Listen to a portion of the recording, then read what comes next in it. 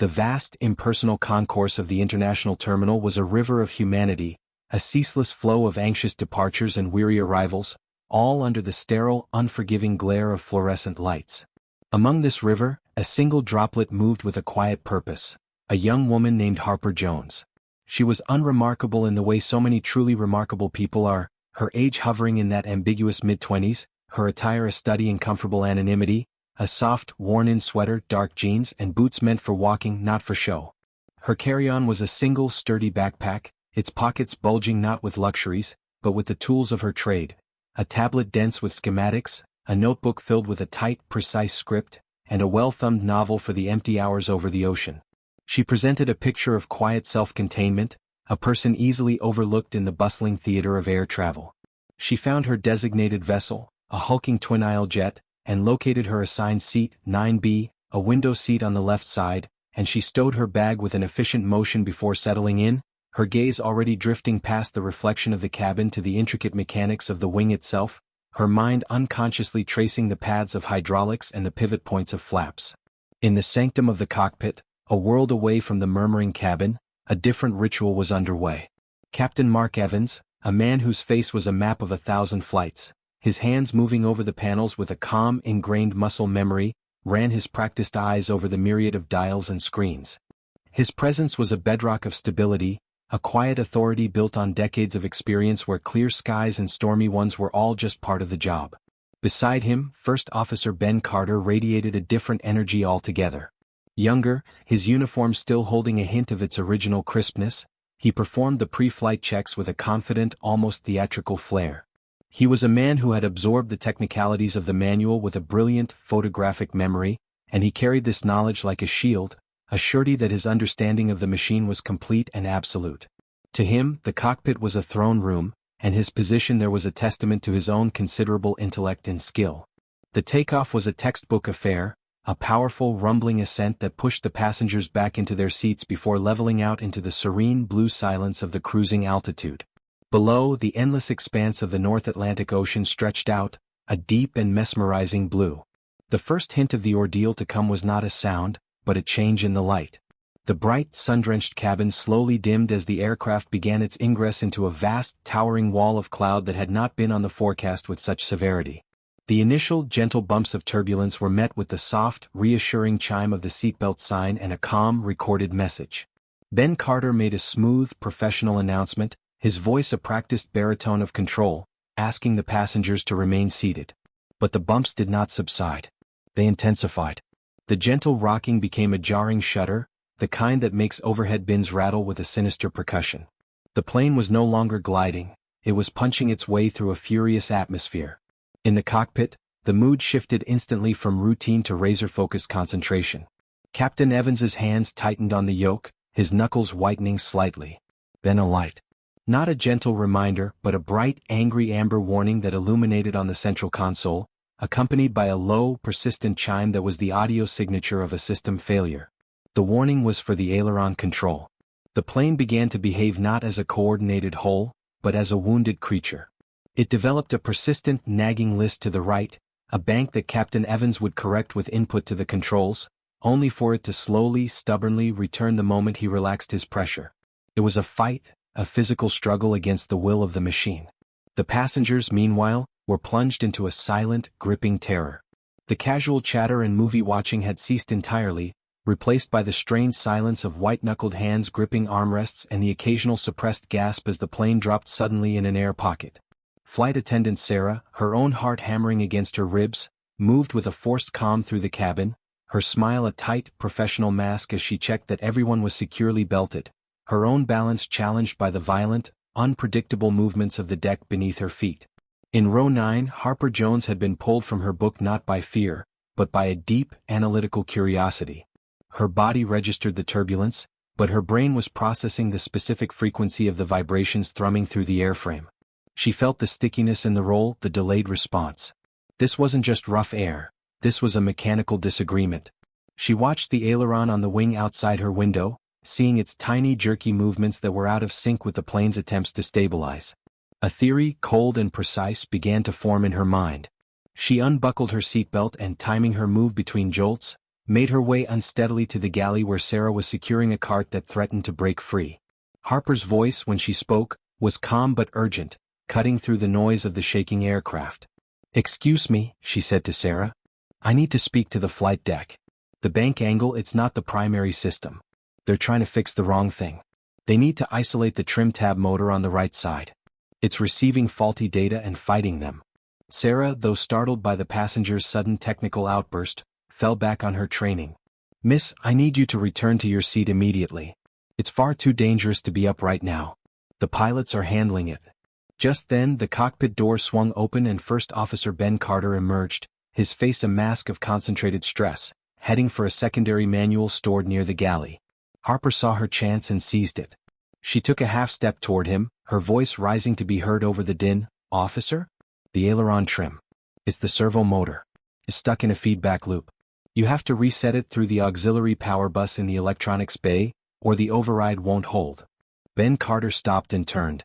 His eyes, wide with the stress of the emergency, scanned her in a single dismissive glance. He saw a young woman, pale, dressed like a student, her hair slightly messy from the turbulence. He did not see an expert. He saw a panicking passenger, a hysterical amateur offering dangerous advice at the worst possible moment. The arrogance born of his training, amplified by the adrenaline of the crisis, boiled over. "Listen to me," he snapped, his voice sharp and condescending, cutting her off. "I don't have time for this. Get back to your seat and let the professionals do their job before you get someone killed." The dismissal was absolute, a verbal slap. He turned to Sarah, rolling his eyes in a gesture of shared frustration at the difficult passenger, before grabbing the manual and retreating into the cockpit, the door locking shut with a definitive thud that was louder than any turbulence. Harper stood frozen in the galley, the heat of humiliation burning her cheeks far more intensely than any fear. She had been not just ignored but publicly shamed and dismissed as a fool. She was utterly and completely alone. Back inside the pressurized shell of the cockpit, the atmosphere was thick with a tension that had nothing to do with the storm outside. The initial stress of the mechanical failure had curdled into something darker, a creeping dread that was slowly seizing control. The angry amber light on the console was no longer just a warning. It was an accusation, a testament to their inability to command the machine.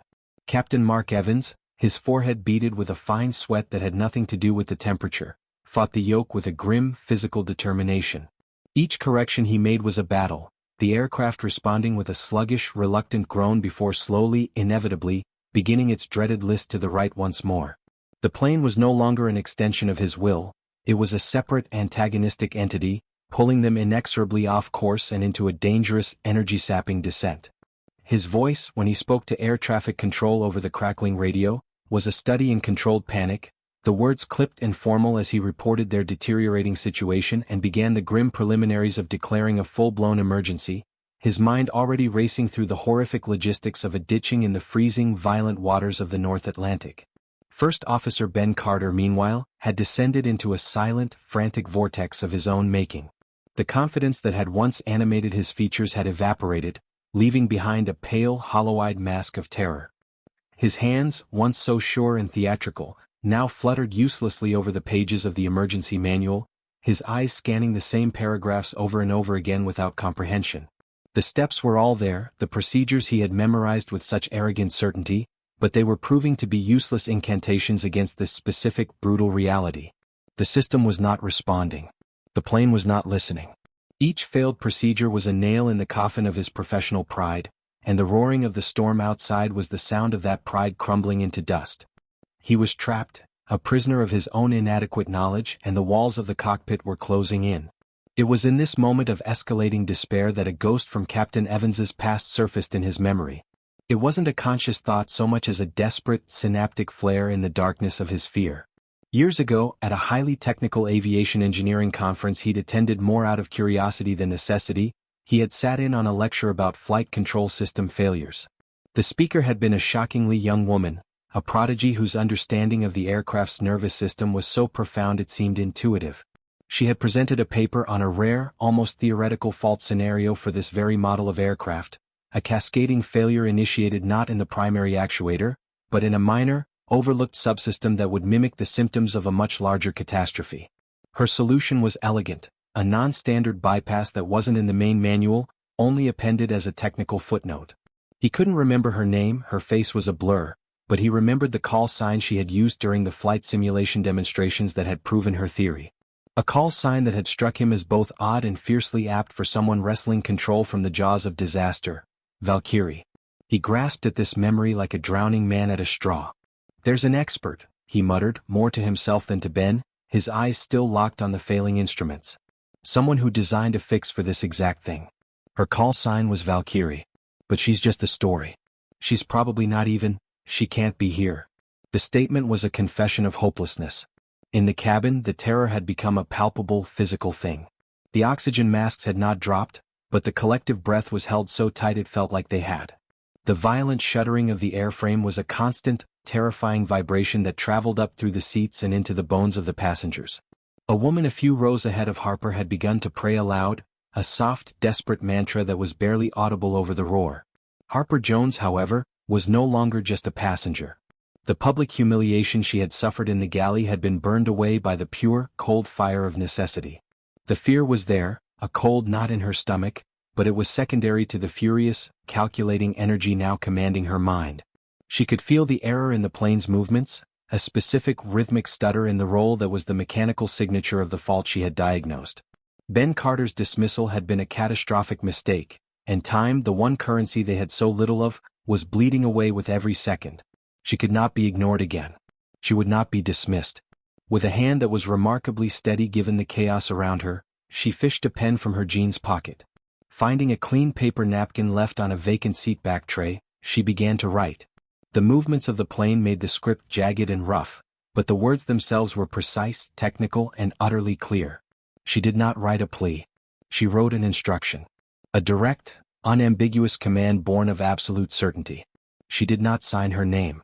She signed with the only identity that might now have any meaning to the man in the cockpit, the only piece of the puzzle he might recognize. She folded the napkin once, her movements economical and focused. She then pressed her call button, the small light above her head illuminating like a tiny, determined star in the dim, shaking cabin.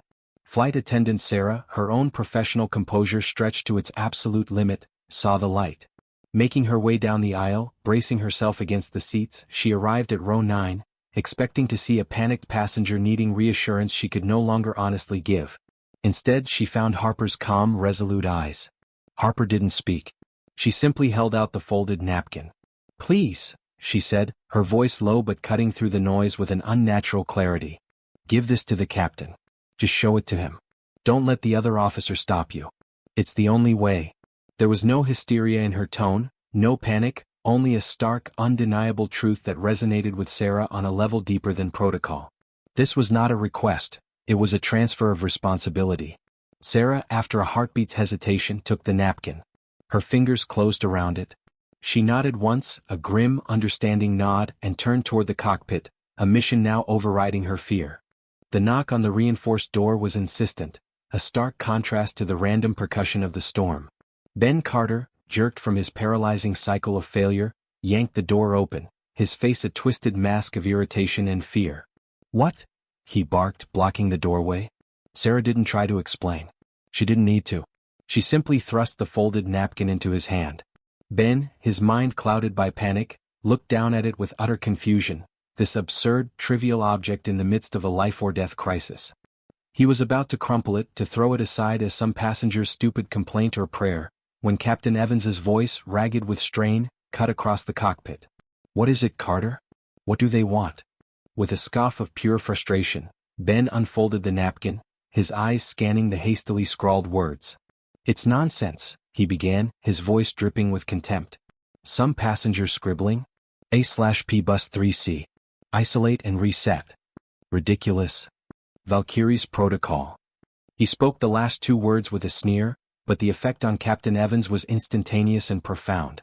Evans's head snapped around from the instruments. All the color, what little was left, drained from his face. His eyes, wide and disbelieving, locked onto the napkin in Ben's hand as if it were a holy relic. The ghost from the conference, the theoretical solution, the mythical call sign. It was here. Now, on his aircraft. In the midst of the storm. The coincidence was so staggering it bypassed his logic and went straight to his instinct. He didn't need to see her. He didn't need to question it. The protocol name was the key that unlocked everything. Valkyrie, he whispered, the word a breath of pure, stunned awe. He lunged for the intercom phone, his fingers fumbling with the buttons, selecting the code for the cabin crew phone at the forward galley.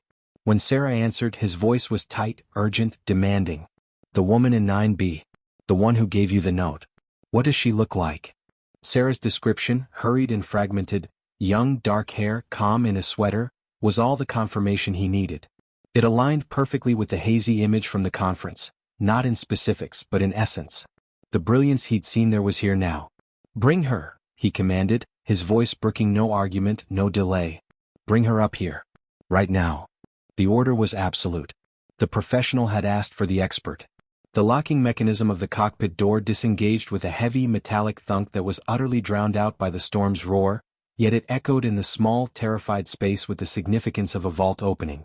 The door swung inward, and flight attendant Sarah, her face a pale mask of compounded fear and bewildered duty, ushered Harper Jones across the sacred threshold. The transition was jarring, a leap from the chaotic, murmuring dread of the passenger cabin into the intense, focused epicenter of the crisis. The air in the cockpit was electric, thick with the smell of cold sweat and hot electronics, a pressurized capsule of fear. Alarms still flashed their urgent, silent warnings across the console, painting the strained faces of the pilots in pulses of amber and red. The vibration was different here, more immediate, a direct transmission of the aircraft's distress into the very seats where they now stood. First Officer Ben Carter stared, his mind refusing to reconcile the image before him with the crumbling reality of his world. The young woman from the galley, the one he had dismissed with such cutting contempt, was here in his sanctuary, her presence a living, breathing accusation. His mouth opened but no sound emerged, his professional arrogance finally and completely shattered, replaced by a stunned, paralyzing incomprehension. Captain Evans, however, did not stare. He acted. His eyes met Harper's, and in that glance, he communicated a universe of need and absolute trust. He gestured urgently to the now vacant first officer's seat, his own hands wrestling ceaselessly with the uncooperative controls. Please, he said, the single word carrying the weight of 100 lives. You have the floor, Miss Jones. Tell us what to do. Harper did not hesitate. She did not pause to savor the moment or to glare at the stricken Ben Carter. The crisis was a fire, and there was no time for anything but putting it out. She slid into the seat, her slight frame seeming almost swallowed by it, but her posture was instantly that of a commander. Her hands, which had moments before been clutching a paper napkin, now flew over the console with an intimate, knowing familiarity that was breathtaking to witness. She bypassed the primary flight display without a second look, her fingers tapping a rapid, complex sequence into a secondary keypad, calling up a diagnostic menu that Ben Carter had only ever seen referenced in the deepest appendices of his manuals. The screen filled with rows of raw data, scrolling matrices of numbers and codes that were a foreign language to the pilots but were as clear as a storybook to her. Her voice, when she spoke, was calm, clear, and devoid of any emotion but purpose. It was a tutorial delivered in the heart of a hurricane. The fault isn't in the primary actuator, she explained, her eyes never leaving the screens, her fingers still moving. The trim tab motor on the right wing is receiving a corrupted signal from a failing feedback sensor. It's not just broken. It's actively fighting you, telling the main computer to push harder when it should be pulling back. You're in a loop. The override commands you've been sending are just more data for it to misinterpret. She pointed to a specific line of code on the screen, a string of numbers that meant nothing to the others but everything to her. There. That's the error. It's feeding garbage data into the entire flight control system. You need to physically cut its power source and then manually reset the entire subsystem from here, through the auxiliary power bus. The main console won't do it, the fault has locked it out. She talked Captain Evans through the procedure with the precision of a surgeon guiding a scalpel. Each command was specific, each button pressed deliberate. Navigate to the Utilities menu. Select External Systems. Not that one, the one below it. Now enter the code 734. That grants you temporary bypass authority. Now you see that circuit schematic? Isolate bus 3C. Confirm the isolation. Good. Now initiate a hard reset on the marked subsystem. Wait for the confirmation flash. Now reroute control back through the secondary hydraulic manifold. Evans followed her instructions without question, his own experience allowing him to keep up with her rapid-fire commands. For a long, agonizing moment, nothing happened. The plane continued its shuddering, stubborn bank. Then, as if a demon had been exorcised, the violent shaking ceased. The persistent, nagging pull on the yoke simply vanished. The aircraft leveled out, its wings finding equilibrium in the turbulent air. The angry amber light on the console flickered once, twice, and then went dark, replaced by the steady, comforting green of normal operation. The only sound was the roar of the engines and the fading howl of the wind, the alarms having fallen silent. The cockpit was suddenly, shockingly quiet. The relief was a physical force washing over the small space. Captain Evans let out a long, shuddering breath he felt like he'd been holding for an hour, his hands relaxing their death grip on the controls, the tension draining from his shoulders. He looked over at Harper, his expression one of profound, speechless gratitude. But the moment belonged to Ben Carter. The reality of what had just happened, the sheer scale of his error, crashed down upon him with the full force of the vanished storm. He had not just been wrong. His arrogance, his snap judgment, his need to be the smartest person in the room, had very nearly doomed everyone on board. He was a pilot who had been saved from his own catastrophic failure by the very person he had deemed unworthy of even basic respect. The humiliation was total and absolute, a searing, painful heat that spread through his entire body. He unbuckled his harness, his movements slow and heavy with shame. He turned fully to face Harper, who was still seated, the adrenaline slowly receding from her own system. He did not make excuses. He did not try to explain. His face was ashen, his eyes red-rimmed and glistening with unshed tears of sheer remorse. He began, his voice a ragged, broken thing barely audible. He swallowed hard, forcing the words out. "I'm so sorry. There is no excuse for what I said to you. None. I judged you. I saw nothing but what I wanted to see, and I was arrogant and condescending and wrong." His voice broke. "You were right about everything. You tried to help and I insulted you. I put everyone's life in danger because of my own stupid pride. Thank you. Thank you for what you did. Thank you for saving us. For saving me from myself." The apology was raw, naked, and utterly genuine, spoken from the ruins of his professional ego. It was the only thing left he could offer. Captain Evans, his voice restored, got on the intercom and made an announcement to the cabin. His voice, once strained with emergency, was now filled with a warm, unwavering authority. "Ladies and gentlemen, this is your captain speaking. Please be assured that the issue has been fully resolved. The aircraft is now perfectly stable and we will be continuing on our course to London without further interruption. The remainder of our flight should be smooth. On a personal note, I want to extend my deepest thanks to a very special passenger on board today, whose incredible expertise was instrumental in helping us resolve that situation. You have my personal guarantee of a safe and comfortable journey for the rest of the way. Thank you for your calm and your patience." Throughout the cabin, a collective, euphoric sigh of relief passed through the passengers, the tension dissolving into a buzz of conversation and weak, relieved laughter. Harper accepted Ben's apology with a simple, quiet nod. There was no triumph in her eyes, only a quiet exhaustion and a glimmer of compassion for the shattered man before her. "It's a rare fault," she said softly, as if to lessen his burden slightly. "It's not in the standard training modules.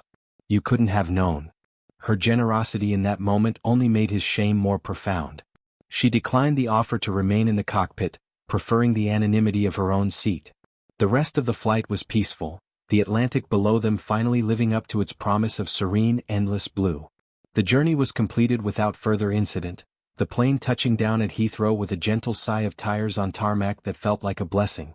As the passengers disembarked, many glanced toward row 9, toward the unassuming young woman gathering her backpack, their looks now filled with a curious, unspoken reverence. They didn't know her name or her story, but they knew, on some instinctive level, that she was the reason they had landed at all. Ben Carter walked off the aircraft a profoundly changed man, the lesson of humility etched permanently onto his soul. Captain Evans made sure to personally thank Harper one last time, his handshake firm and his gratitude endless. Harper Jones simply walked into the terminal, another face in the crowd, carrying a story few would ever believe, a quiet testament to the fact that true strength and wisdom so often wear the disguise of the ordinary.